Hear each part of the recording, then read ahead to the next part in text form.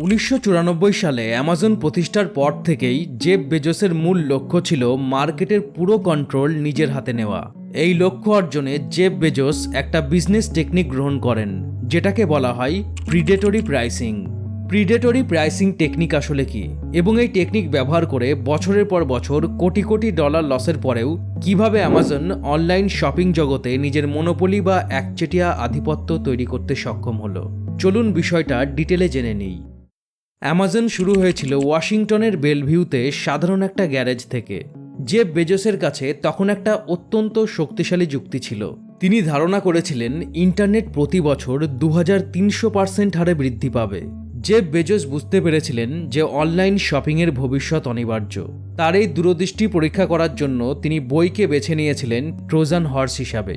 ব্যবসার ক্ষেত্রে Trojan horse হলো এমন একটা কৌশল যেখানে বড় কোনো লক্ষ্য অর্জনের জন্য আকর্ষণীয় অফার দেখিয়ে মার্কেটে প্রবেশ করা হয়, কিন্তু আসল উদ্দেশ্য এই অফারের আড়ালে লুকানো থাকে।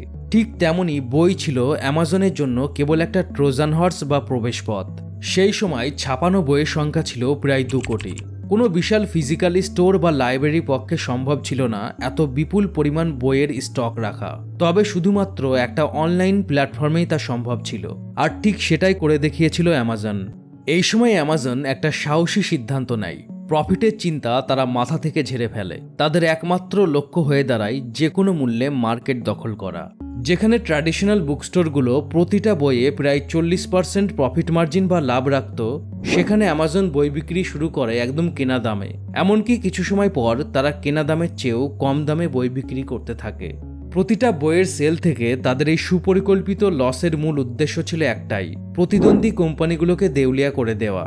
এরপর 1997 সালে অ্যামাজন নিজেদের অবস্থান আরও শক্ত করতে এবং পুরো মার্কেটকে নিজেদের কন্ট্রোলে নিতে এক অভাবনীয় পদক্ষেপ গ্রহণ করল।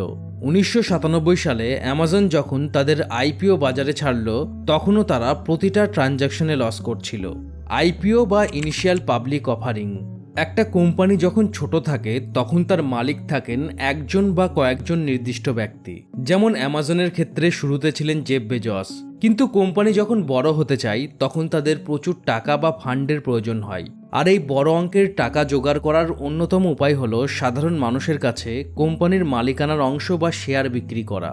এর জন্য কোম্পানি নিজেকে স্টক এক্সচেঞ্জে বা শেয়ার মার্কেটে লিস্টিং করায়। এই পুরো প্রক্রিয়াটাই হলো আইপিও। সাধারণত কোনো কোম্পানি প্রফিটে থাকলে তবেই শেয়ার মার্কেটে আসে, কিন্তু অ্যামাজনের ক্ষেত্রে বিষয়টা ছিল উল্টো। 2000 সাল নাগাদ ইনভেস্টররা বুঝতে পারল অ্যামাজনের এই লস কোনো সাময়িক দুর্ঘটনা নয়, বরং এটাই হলো জেফ বেজোসের মূল বিজনেস মডেল। তাই আতঙ্কিত হয়ে ইনভেস্টররা অ্যামাজনের শেয়ার বিক্রি করতে শুরু করে, যার ফলে অ্যামাজনের স্টকের দাম প্রায় 80% কমে যায়।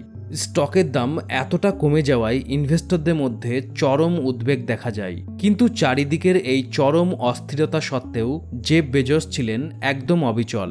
কারণ সবাই যখন টিকে থাকার লড়াই করছিল, জেফ বেজোস সম্পূর্ণ ভিন্ন গেম খেলছিলেন। অ্যামাজনের এই মার্কেট দখলের লড়াই দেখে সবার আগে আতঙ্কিত হয়ে পড়ে বইয়ের বিখ্যাত chain shop Barnes and Nobel.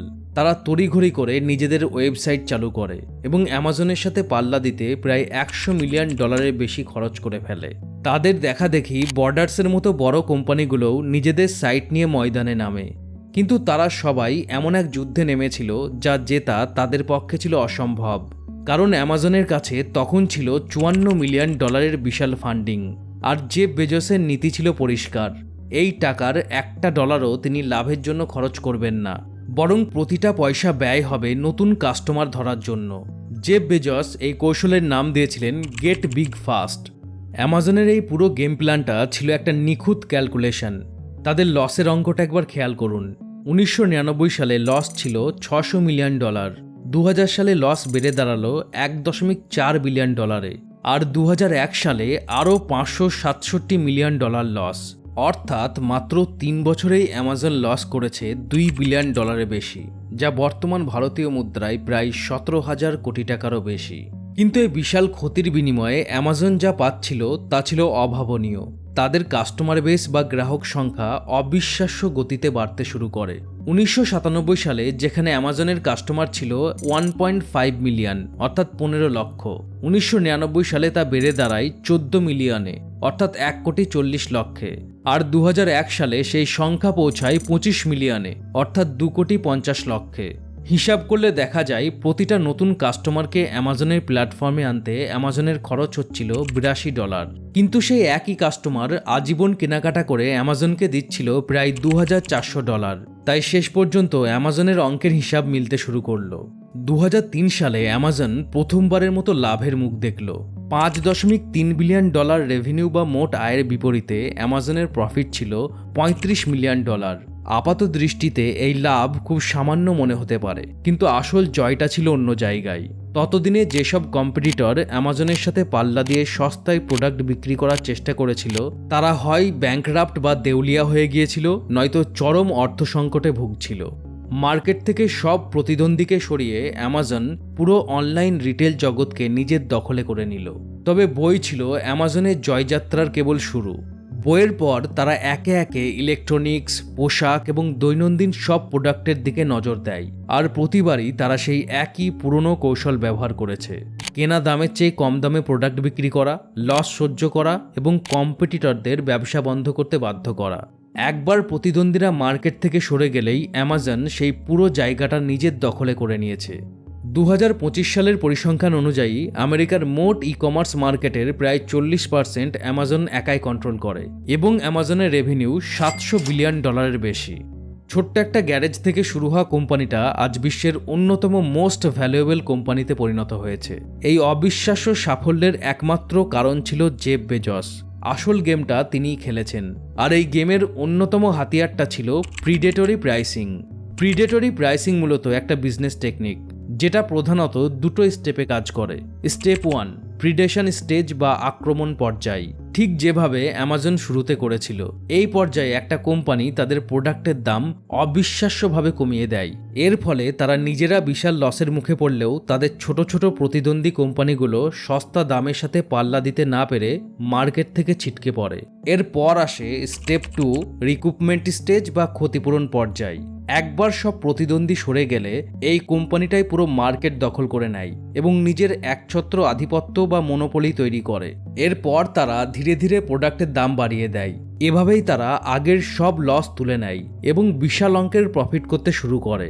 তবে শুধু অ্যামাজনই নয়, আধুনিক যুগের বড় বড় সব কোম্পানিগুলোই এই প্রিডেটরি প্রাইসিংয়ের পথেই হেঁটেছে। Uber, Netflix, DoorDash, Walmart, Airbnb, সবার গল্পটা একই। রিলায়েন্স জিওর কথা ভাবুন। শুরুতে জিও ফ্রি সার্ভিস দিয়ে পুরো টেলিকম মার্কেট দখল করে নিয়েছে। তাই এই সবগুলো উদাহরণের পিছনে আসলে একটাই কমন ফর্মুলা কাজ করেছে। আগে লস করে মার্কেট দখল করো, তারপর প্রোডাক্ট বা সার্ভিসের দাম বাড়িয়ে মুনাফা লুটে নাও। তো এই আলোচনা থেকে আমরা বুঝতে পারলাম বিশ্বসেরা সফল কোম্পানিগুলোর সাফল্যের পিছনে শুধুমাত্র কঠোর পরিশ্রমই নয়, লং টার্ম বিজনেস স্ট্র্যাটেজিও থাকে। আর প্রিডেটরি প্রাইসিং হলো সেই স্ট্র্যাটেজিগুলোর মধ্যে অন্যতম। এই বিজনেস স্ট্র্যাটেজি আমাদের শেখায় ব্যবসার জগতে অনেক সময় সাময়িক লোকসান আসলে ভবিষ্যতের বিশাল সাম্রাজ্যের ভিত্তি হতে পারে। তবে আমাদের এটাও ভাবা দরকার, এই ধরনের মনোপলি বা একচেটিয়া আধিপত্য ওপেন কম্পিটিশনের জন্য কি সত্যিই ভালো, এবং এটা ছোট ও মাঝারি ব্যবসায়ীদের উপর ঠিক কতটা প্রভাব ফেলে। আপনার কি মনে হয় প্রিডেটরি প্রাইসিং বিজনেস টেকনিকটা ব্যবসার জন্য ভালো নাকি অনৈতিক? কমেন্টে জানান। আর ভিডিওটা ভালো লাগলে এবং নতুন কিছু জেনে থাকলে ও শিখে থাকলে ভিডিওটা অবশ্যই লাইক ও শেয়ার করুন, এবং এই ধরনের ইনফরমেটিভ ইনসাইটফুল ভিডিওর জন্য অনলি ফিউ মিনিট সাবস্ক্রাইব করে পাশে থাকুন। ভালো থাকুন, সুস্থ থাকুন, অনলি ফিউ মিনিট দেখতে থাকুন।